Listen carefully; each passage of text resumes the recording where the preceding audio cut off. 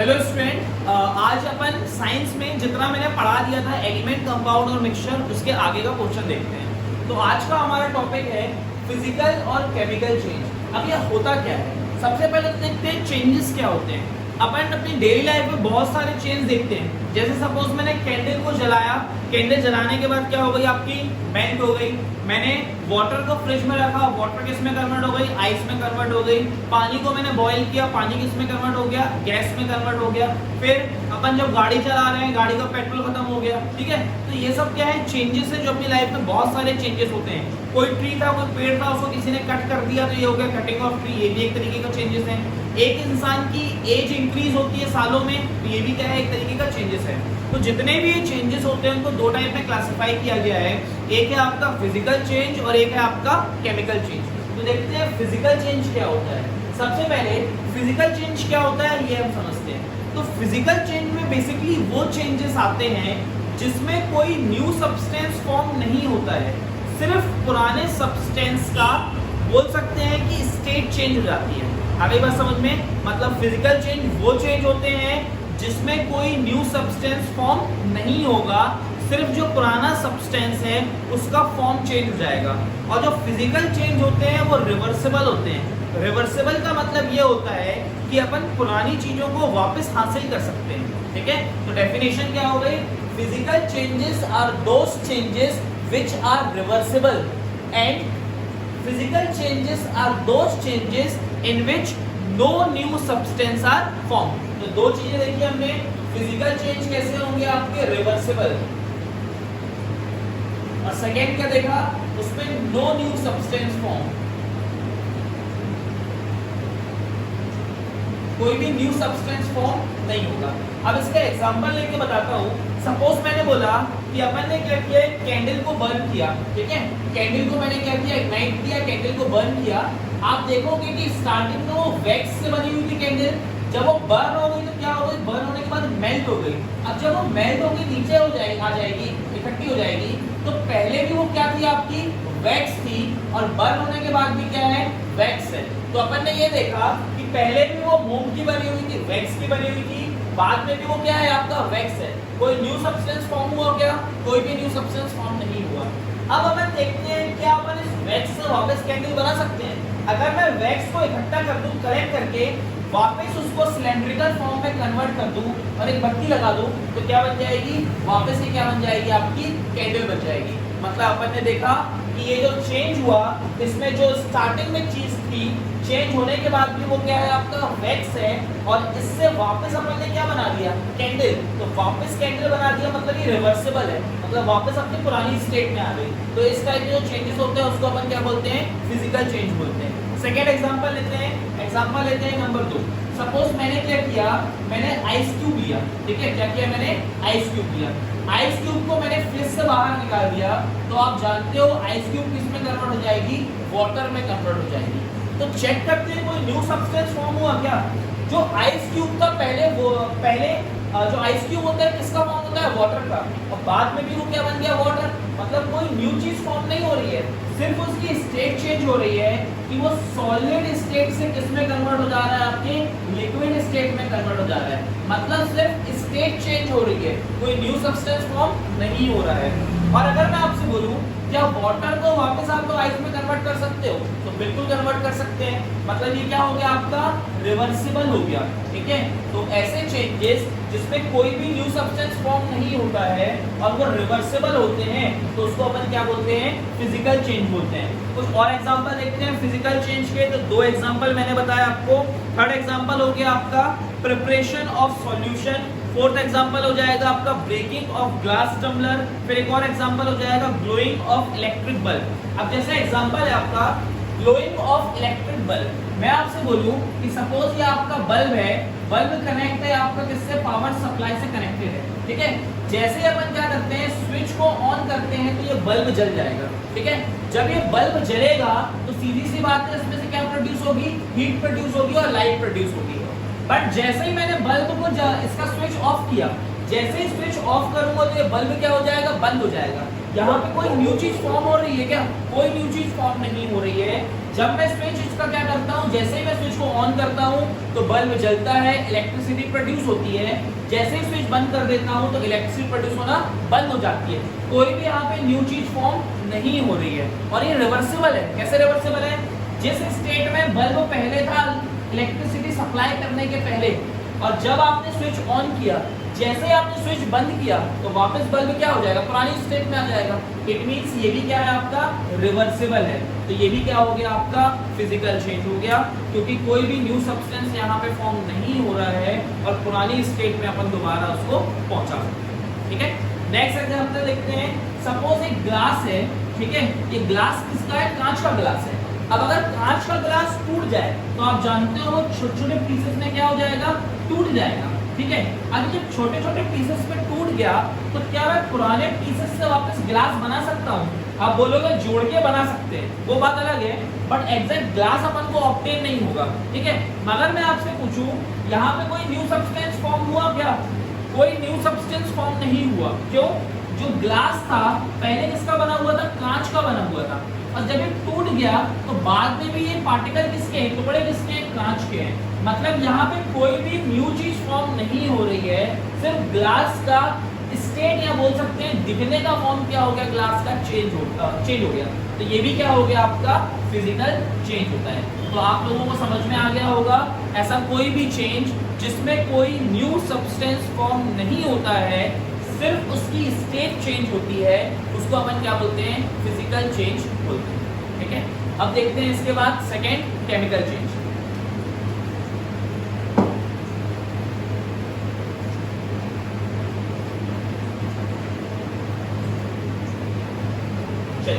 ध्यान समझना, chemical change क्या होते हैं। केमिकल चेंज में क्या होगा आपका? इसमें जो भी चेंजेस होंगे उसमें कुछ ना कुछ न्यू सब्सटेंस फॉर्म होगा, और जो न्यू सब्सटेंस फॉर्म होगा उससे अपन पुराने सब्सटेंस को वापस ऑब्टेन नहीं कर सकते हैं। तो केमिकल चेंज का मतलब क्या हो जाएगा? Those changes which are not reversible and in which new substance are form, जिसपे न्यू सब्सटेंस फॉर्म होते हैं। तो केमिकल चेंज में क्या होगा? सबसे पहला तो न्यू सब्सटेंस फॉर्म होंगे। ठीक है, तो न्यू सब्सटेंस होंगे आपके फॉर्म, और ये कैसा हो जाएगा आपका?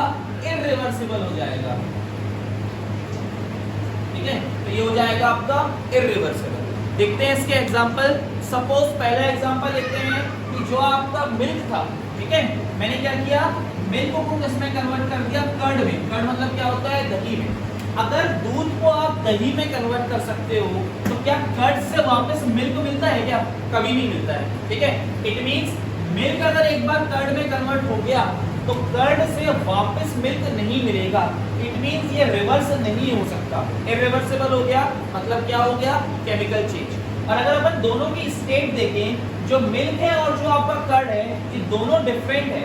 जब मिल्क में आप क्या करते हो? थोड़ी सी दही मिलाते हो, कर्ड मिलाते हो, तो ये किसमें कन्वर्ट हो जाती है? दही में। और जो दही है वो मिल्क के कंपैरिजन में बिल्कुल डिफरेंट होता है। ये खट्टी होती है और इसमें क्या होते हैं? आपके लैक्टोबैसिलस बैक्टीरिया होते हैं, ठीक है, जो इसको क्या कर देते हैं? दही में कन्वर्ट कर देते हैं। तो आप क्या देख रहे हो कि मिल्क कन्वर्ट जब हुआ दही में तो एक न्यू सब्सटेंस फॉर्म हो गया।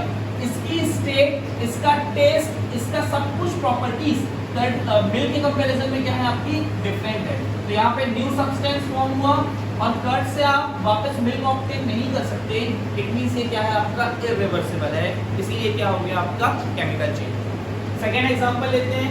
सेकेंड एग्जांपल है आपका बर्निंग ऑफ पेपर। आपको पता है अगर अपन पेपर को बर्न करें, जब पेपर को आप बर्न करोगे तो लास्ट में आपने देखा होगा ब्लैक कलर का रेसिड्यू मिलेगा। ठीक है, अभी जो ब्लैक कलर का रेसिड्यू मिला ये पेपर से बिल्कुल डिफरेंट होता है, मतलब ये एक न्यू सब्सटेंस फॉर्म हो गया। और इस ब्लैक कलर के रेसिड्यू से आप वापस पेपर ऑब्टेन कर सकते हो क्या? बिल्कुल नहीं। ठीक है, इट मींस यहाँ पे न्यू सब्सटेंस फॉर्म हुआ और ये इरिवर्सिबल है। इट मींस ये क्या हो जाएगा? आपका केमिकल चेंज हो जाएगा। देखते हैं थर्ड एग्जांपल। थर्ड एग्जांपल हो जाएगा आपका इंक्रीज ऑफ एज, या एजिंग भी बोल सकते हैं इसको। ठीक है, आपको पता है जैसे जैसे टाइम बीतता है अपनी एज क्या होती है? इंक्रीज होती है। क्या अपन वापस अपनी पुरानी स्टेट में जा सकते हैं? नहीं जा सकते। ठीक है, तो ये भी क्या हो गया आपका इररिवर्सिबल हो गया। यहाँ पे कोई न्यू सब्सटेंस फॉर्म नहीं हुआ बट ये इररिवर्सिबल है, और जो भी इररिवर्सिबल होगा वो किसमें हो जाएगा, केमिकल चेंज। तो ये भी क्या हो जाएगा आपका, ये भी हो जाएगा आपका केमिकल चेंज के अंदर आएगा। ठीक है, कुछ और देखते हैं केमिकल चेंज। अगर आप मैग्नीशियम रिबन लेते हो, जो मैग्नीशियम रिबन होती है वो व्हाइट कलर की होती है। ठीक है, आपने क्या किया, मैग्नीशियम रिबन को आपने क्या किया, बर्न किया। जब मैग्नीशियम रिबन को बर्न करोगे तो आपको व्हाइट कलर का पाउडर फॉर्म मिलेगा। ठीक है, अब अगर मैं आपसे बोलूं कि व्हाइट कलर के पाउडर फॉर्म से वापस मैग्नीशियम रिबन ऑब्टेन करके दिखाओ, तो ये पॉसिबल नहीं है। क्यों पॉसिबल नहीं है, क्योंकि मैग्नीशियम रिबन पाउडर के फॉर्म में कन्वर्ट हो गया, तो इसकी स्टेट और इसकी प्रॉपर्टी और इसका फॉर्म सब कुछ क्या हो गया आपका, चेंज हो गया। तो यहाँ पे एक न्यू सब्सटेंस फॉर्म हुआ और ये वापस पुरानी स्टेट में नहीं जा सकता, मतलब ये भी क्या है आपका, इररिवर्सिबल। तो आप लोगों को समझ में आ गया होगा केमिकल चेंज का मतलब क्या होता है, those changes in which new substance are form. ठीक है, in which new substance are form and it is reversible. ठीक है, तो ये हो जाएंगे अपने केमिकल चेंज। अब देखते हैं फिजिकल और केमिकल चेंज में डिफरेंस क्या होता है। एग्जाम में जनरली 2 से 3 नंबर का क्वेश्चन आता है जिसमें आपसे पूछेंगे कि फिजिकल और केमिकल चेंज का क्या बताना रहेगा अपन को डिफरेंस। तो ध्यान से समझते हैं फिजिकल और केमिकल चेंज में बेसिकली क्या डिफरेंस है। स्टार्ट करते हैं। सबसे पहले एक साइड लिखते हैं अपन फिजिकल चेंज और दूसरे साइड का लिखते हैं अपन केमिकल चेंज। ठीक है, ध्यान से देखना। फिजिकल चेंज में पहला डिफरेंस क्या होगा, फिजिकल चेंज में मैंने आपको बताया नो न्यू सब्सटेंस फॉर्म, कोई न्यू सब्सटेंस फॉर्म नहीं होगा।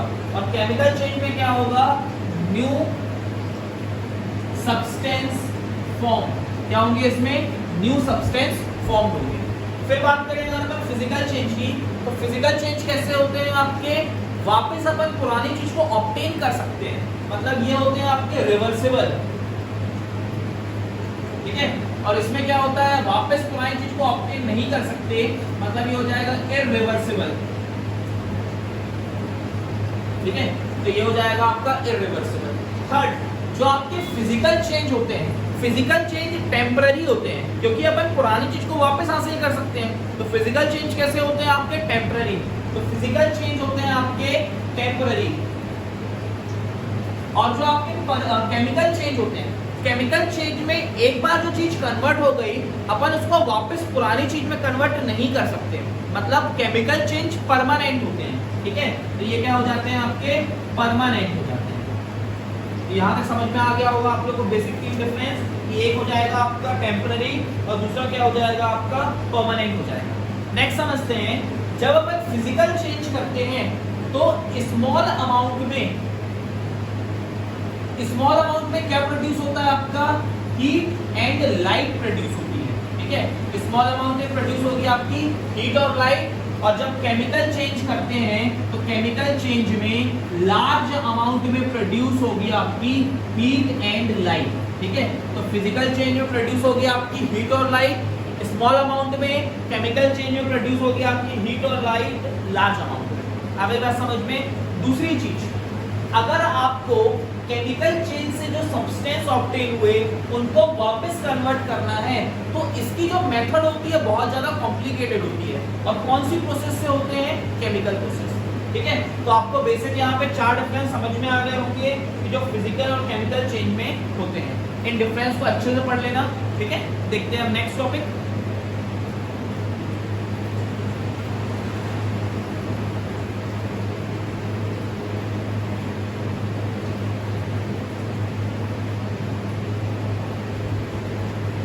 अब हमारा नेक्स्ट टॉपिक है सॉल्यूशन।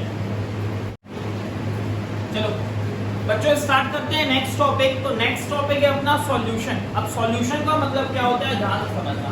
सबसे पहले देखते हैं डेफिनेशन। तो अगर डेफिनेशन देखिए तो solution is a homogeneous mixture of 2 और मोर देन 2 कंपोनेंट्स। ठीक है, तो सॉल्यूशन क्या होता है, एक होमोजेनियस मिक्सचर होता है 2 या मोर देन 2 कंपोनेंट्स का। ठीक है, अब होमोजेनियस मिक्सचर क्या होता है, इसकी पहले वाली क्लास में बता चुका हूं। अगर अपन 2 या मोर देन 2 सब्सटेंस को, कंपोनेंट्स को मिक्स करें अगर वो प्रॉपरली मिक्स हो जाते हैं तो उसको बोलते हैं होमोजेनस मिक्सचर, ठीक है। और अगर वो प्रॉपरली मिक्स नहीं हो पाते हैं तो उसको क्या बोलते हैं अपन, हेट्रोजीनस मिक्सचर। तो याद रखना सॉल्यूशन क्या होता है, सॉल्यूशन होता है आपका होमोजेनस मिक्सचर, ठीक है। तो सॉल्यूशन होता है आपका होमोजेनस मिक्सचर ऑफ टू और मोर देन टू कंपोनेंट्स, दो या मोर देन दो कंपोनेंट्स का जो होमोजेनस मिक्सचर होता है उसी को अपन क्या बोलते हैं, सॉल्यूशन। अब अपन ये देखते हैं कि जो सॉल्यूशन होता है उसके पार्ट्स को क्या बोलते हैं। तो याद रखना जो सॉल्यूशन होता है वो दो चीजों से मिलकर बनता है, उसमें एक पार्ट को अपन बोलते हैं सॉल्यूट और दूसरे पार्ट को अपन क्या बोलते हैं, सॉल्वेंट, ठीक है। तो याद रखना हमेशा सॉल्यूशन में दो पार्ट होते हैं, एक होता है सॉल्यूट और दूसरा क्या होता है, सॉल्वेंट। अब ये देखते हैं कि सॉल्यूट और सॉल्वेंट का मतलब क्या होता है, ठीक है। सपोज मैंने बोला कि अपन ने क्या किया, एक ग्लास लिया, इस ग्लास में मैंने डाल दिया आपका वाटर, ठीक है। ग्लास में क्या डाला मैंने, वाटर। कितना डाला, सपोज मैंने 100 ml वाटर डाला, ठीक है। उसके बाद मैंने इसमें 1 टीस्पून या बोल सकते हैं सपोज 10 ग्राम मैंने क्या डाल दी, इसमें शुगर डाल दी, ठीक है। तो 10 ग्राम मैंने इसमें क्या डाली, शुगर डाली। और जैसे ही इसमें शुगर डाली मैंने अच्छे से क्या कर दिया, उसको प्रॉपर्ली मिला दिया। अब जब ये मिला दिया तो अगर मैं अब देखूं तो अपने पास क्या हो गया, मेरे पास मेरा एक शुगर सॉल्यूशन, क्या हो गया ये आपका शुगर सॉल्यूशन, जिसमें शुगर प्रॉपर्ली डिसॉल्व हो गई थी। अब क्योंकि शुगर प्रॉपर्ली डिसॉल्व हो गई थी, इट मींस एक इस टाइप का मिक्सचर हो गया आपका, होमोजेनस मिक्सचर हो गया। अब मैं आपसे पूछूं कि यहाँ पे एक था वाटर, दूसरा था शुगर, दोनों में से ज्यादा अमाउंट में क्या था, तो ज्यादा अमाउंट में था वाटर और कम अमाउंट में क्या था, शुगर।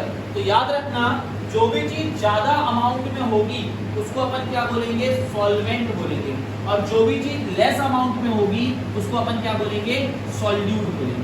आगे बात समझ में, तो जो चीज ग्रेटर अमाउंट में होगी वो सॉल्वेंट, जो चीज कम अमाउंट में होगी वो क्या हो जाएगी आपकी, सॉल्यूट। इट मींस यहाँ पे वाटर क्या हो गया, वाटर हो गया आपका सॉल्वेंट और आपका शुगर क्या हो गया, शुगर हो गई आपकी सॉल्यूट, ठीक है।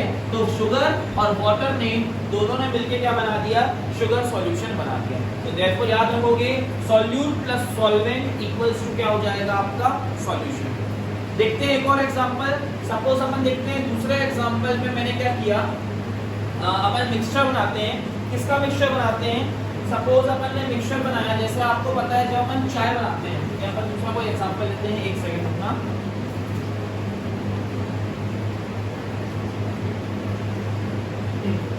सेकेंड एग्जांपल लेते हैं, solution of alcohol and water, ठीक है। Solution of alcohol and water. अब देखना सपोज मैंने एक ग्लास लिया, उस ग्लास में क्या डाला, सबसे पहले मैंने डाला उसमें वाटर। कितना वाटर डाला, सपोज मैंने वाटर डाला अपना 100 ml।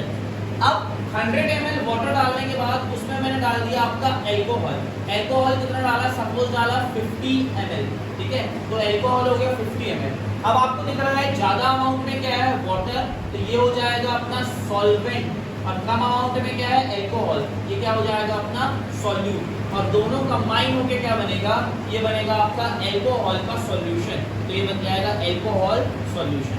आई थिंक समझ में आ गया होगा कि सॉल्यूट और सॉल्वेंट मिलकर क्या बनता है, आपका सॉल्यूशन बनता है।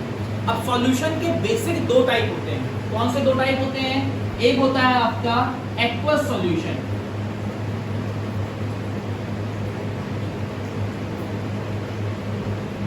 एक सेकंड जस्ट स्पेलिंग चेक कर दूं मैं।